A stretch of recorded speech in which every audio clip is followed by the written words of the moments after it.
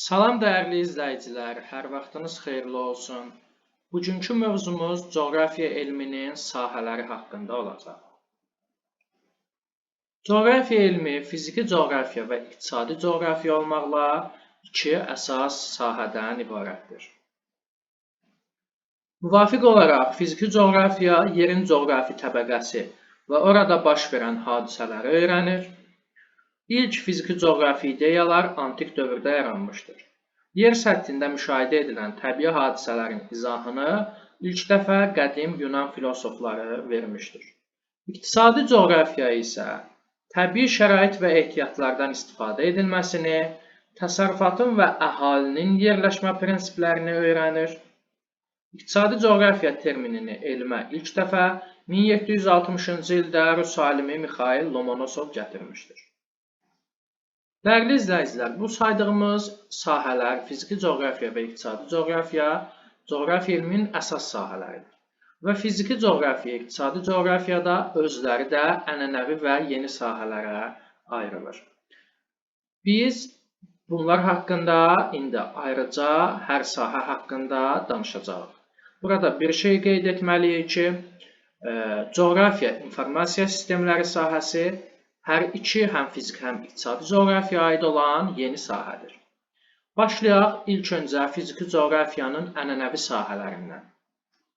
Fiziki coğrafiyanın ənənəvi sahələrindən biri yerşünaslıqdır.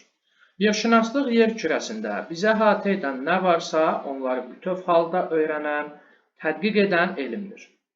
Coğrafi təbəqənin quruluşunu, tərkibini, dinamikasını, inkişafını, coğrafi təbəqədə baş verən təbii hadisə və prosesləri tədqiq edir. Geomorfologiya da fiziki coğrafiyanın ənənəvi sahələrindən biridir və geomorfologiya yer səthinin relyefi haqqında elmdir. Yer səthinin okean və dəniz dibinin xarici görünüşünü, ölçülərini, mənşəyini, inkişaf tarixini öyrənir. Həmçinin relyef əmələ gətirən prosesləri tədqiq edir. İqlimşünaslıq isə meteorologiyanın bir bölməsidir və iqlimlərin formalaşmasının qanuna uyğunluqlarını, yer kürəsində onların paylanmasını, həmçinin yer kürəsində onların paylanmasına təsir göstərən amilləri keçmişdə və gələcəkdə dəyişməsini tədqiq edir və öyrənir. Hidrologiya təbii suları, onlarda gedən hadisələri və prosesləri öyrənən fiziki coğrafiyanın ənənəvi sahəsidir. Hidrologiya su obyektlərinin və onların öyrənmə metodlarının xüsusiyyətləri ilə əlaqədar, okeanologiya, qurunun hidrologiyası, limnologiya, bataqlıqşünaslıq, qilyasiologiya kimi sahələrə ayrılır. Bitki coğrafiyası və ya biz bunu botaniki coğrafiyada adlandıra bilərik. Bitki və bitki qruplarının yayılma qanuna uyğunluqlarını, eləcə də bitki aləmi müxtəlifliklərinin yer kürəsində paylanmasını öyrənən sahədir. Alexander Humboldtun 1799-1804-cü illərdə Cənubi Amerikaya səfərindən sonra bitki coğrafiyası elmi inkişaf etmişdir.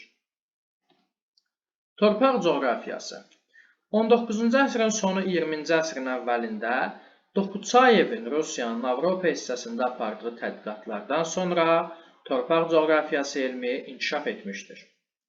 Torpaq coğrafiyası dünya üzrə torpaqların yayılmasının qanuna uyğunluqlarını öyrənən elmdir. Torpaqların coğrafi yayılmasının qanuna uyğunluqları yer səthində təbii şəraitin yayılması qanuna uyğunluqlarına tabedir. Və torpaq coğrafiyası ümumi və regional olmaqla iki əsas hissədən ibarətdir. Okeanologiya, dünya okeanının və yer atmosferinin qlobal qarşılıqlı təsirini və dəyişməsini, okeanın materiklərlə uyğunluğunun, okeanın müxtəlif hissələri arasında qarşılıqlı təsirini öyrənən elmdir. 1872-1876-cı illərdə İngiltərənin Challenger tədqiqat gəmisinin səyahətindən sonra okeanologiya elmi sürətlə inkişaf etmişdir. Kartoqrafiya Kartoqrafiya coğrafi xəritələr və digər kartoqrafik əsərlər, onların yaradılması və istifadə edilməsi üsulları haqqında elmdir. Fiziki coğrafiyanın ənənəvi sahələrindəndir. Böyük coğrafi kəşflər dövründə yeni ərazilərin kəşf edilməsi, onların xəritəyə köçürülməsi kartoqrafiya elminin inkişafına təkan vermişdir. Məhz bu dövrdə kartoqrafiyanın inkişafında yeni mərhələlərin əsası qoyuldu, vaxt keçdikcə xəritələrdə olan əksər boşluqlar dolduruldu və müxtəlif məzmunlu xəritələr hazırlandı. Kartoqrafiyanın inkişafında biz Flamand kartoqrafı Gerald Mercator'un adını çəkməliyik. Belə ki, Mercator tərtib etdiyi xəritələri toplu halında birləşdirir və onu atlas adlandırır. Yəni, ilk atlasın müəllifi məhz Mercator hesab edilir. Saydıqlarımız fiziki coğrafiyanın ənənəvi sahələri idi. İndi gəlin fiziki coğrafiyanın yeni sahələrinə nəzər salaq. Landşaftşünaslıq. Landşaftşünaslıq bir-biri ilə qarşılıqlı əlaqədə olan komponentlərin təbii ərazi komplekslərini öyrənən elmdir. Bu sahənin mövzusu, onun məqsədi coğrafi kompleksləri, onların quruluşunu, inkişafını və yerləşməsini öyrənməkdir. Riyazi coğrafiyada fiziki coğrafiyanın yeni sahələrindən biri hesab edilir və riyazi coğrafiyanın əsas vəzifələri yer kürəsinin ölçü və dəqiq formasını, onun konkret zamanda kosmik fəzada vəziyyətini, yer kürəsində hər hansı məntəqənin onun həndəsi sahəsinə nisbətən tutduğu mövqeyi müəyyənləşdirməkdir. Fiziki coğrafiyanın yeni sahələrindən biri coğrafiya informasiya sistemləridir. Qeyd etdiyimiz kimi dərsin əvvəlində də coğrafiya informasiya sistemləri həm fiziki coğrafiyanın, həm iqtisadi coğrafiyanın yeni sahəsi hesab edilir. Coğrafiya informasiya sistemləri verilənlərin toplanması, saxlanması və emalına xidmət edən informasiya sistemlərinin bir növüdür. Coğrafiya informasiya sistemlərində coğrafi obyektlər haqqında geniş məlumatlar toplanılır. Xəritələrin təhlili xeyli vaxt və zəhmət tələb edir.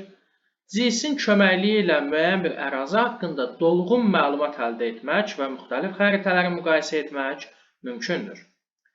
GIS müxtəlif tipli xəritələrin elektron hala gətirilməsində və ümumiləşdirilməsində və onların istifadəsinin asanlaşdırılmasında bilavasitə xidmət göstərir.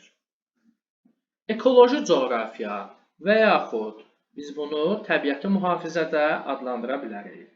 Təbii tarazlığın qorunması üçün ayrı-ayrı komponentlər arasında qarşılıqlı əlaqələrin öyrənilməsinə əsaslanır bu elm və bu sahədə olan tədqiqatları məhz ekoloji coğrafiya aparır.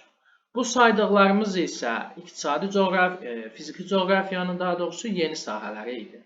İndi gəlin iqtisadi coğrafiyanın ənənəvi sahələrinə baxaq.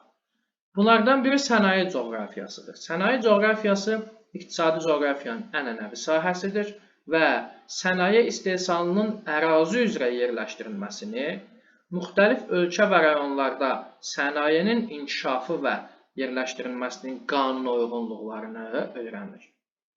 Kənd təsərrüfatı coğrafiyası, kənd təsərrüfatının ərazi üzrə yerləşdirilməsi problemləri, onun əsas amilləri və qanuna uyğunluqlarını öyrənir. Biz burada həmçinin yer kürəsində, müxtəlif ərazilərdə əkinçiliyin, heyvandarlığın inkişafını da məhz kənd təsərrüfatının coğrafiyası, kənd təsərrüfatının yayılması elmi vasitəsilə öyrənirik. Nəqliyyatın coğrafiyası, nəqliyyatın coğrafi problemlərini öyrənir, onun ərazi üzrə yerləşməsini və inkişaf qanuna uyğunluqlarını tədqiq edir. Nəqliyyatın coğrafiyası iqtisadi coğrafiyanın ənənəvi sahələrindən biri olsa da, hazırda da öz aktuallığını saxlayır. Çünki ölkələr arasında məhsul mübadiləsi məhz nəqliyyatın müxtəlif növləri vasitəsilə həyata keçirilir. Biz burada dəmir yol nəqliyyatını, avtomobil nəqliyyatını, boru kəməri, dəniz, hava nəqliyyatlarını qeyd etməliyik. Sosial coğrafiya.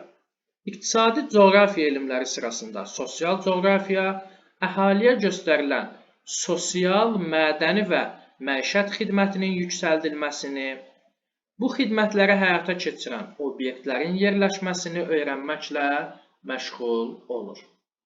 Əhali coğrafiyası. Əhali coğrafiyası da iqtisadi coğrafiyanın ənənəvi sahələrindən biridir. Müasir dövrdə əhali coğrafiyasının öyrənilməsi mühüm əhəmiyyət kəsb edir. Bu sahə əhalinin məskunlaşmasını, onun təbii şəraitdən asılı olmasını və məntəqələrin inkişaf yollarını öyrənir. Dünyanın əksər ölkələrində təbii artımın, şəhərlərin inkişafının və onların idarə edilməsi problem olaraq qalır. Məhz onların həlli ilə əhali coğrafiyasının demoqrafik coğrafiya və şəhərlərin coğrafiyası sahələri məşğul olur.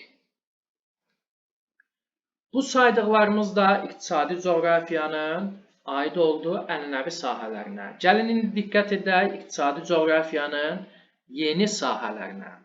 İqtisadi coğrafiyanın yeni sahələrini biz qeyd edirik ki, bunlardan biri məhz şəhər planlaşdırması və ərazi planlaşdırmasıdır. Şəhər planlaşdırması və yaxud ərazi planlaşdırılması yaşayış və təsərrüfat ərazilərinin səmərəli qurulmasına xidmət edir. Və hazırda, müasir dövrdə şəhərlərin salınmasında, həmçinin digər yaşayış məntəqələrinin salınmasında biz şəhər ərazi planlaşdırılmasından istifadə edirik. Xüsusilə bir məsələni də qeyd etmək lazımdır ki, işğaldan azad olunan rayonlarımızda və şəhərlərimizdə, xüsusilə şəhərlərin yenidən salınması zamanı coğrafiyanın bu sahələrindən xüsusilə istifadə edilir. Tibbi coğrafiya. Tibbi coğrafiya deməli, iqtisadi coğrafiyanın yeni sahələrindən biridir və insanların sağlamlığının qorunması haqqında məsələləri tədqiq edir. Burada həmçinin insanların istirahətini, turizm rekreasiya ehtiyatlarının inkişafını da məhz tibbi coğrafiya elmi turizm coğrafiyası elmi ilə birlikdə paralel olaraq tədqiq edir.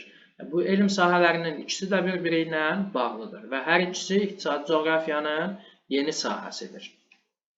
Coğrafiya informasiya sistemləri bayaq da qeyd etdiyimiz kimi CIS həm fiziki, həm iqtisadi coğrafiyanın yeni sahələridir. Onun üçün deməli, dərsin əvvəlində coğrafiya informasiya sistemləri haqqında fiziki coğrafiya sahəsində məlumat vermişdir.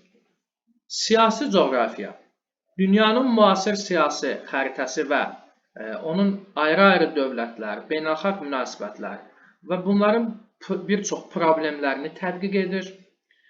Siyasi amillər ətraf mühitin vəziyyətinə, insanların həyat və fəaliyyətinə, etnik proseslərə, beynəlxalq əmək bölgüsünə, dünya iqtisadiyyatına təsir edir. Və siyasi coğrafiya elmi Alman alimi Friedrich Ratzel tərəfindən elmə gətirilmişdir. İqtisadi coğrafiyanın yeni sahələrindən biri turizm coğrafiyasıdır. Turizm coğrafiyası qeyd etdiyimiz kimi tibbi coğrafiya ilə əlaqəli şəkildə inkişaf edir. Burada əsas məsələ insanların sağlamlığının qorunmasıdır. Və bu məqsədlə istirahət turizm kompleksləri yaradılır. Və deməli, bu istiqamətdə görülən işlər coğrafiyanın xüsusi sahələri olan tibbi coğrafiya və turizm coğrafiyası elmləri xüsusi əhəmiyyət kəsb edir.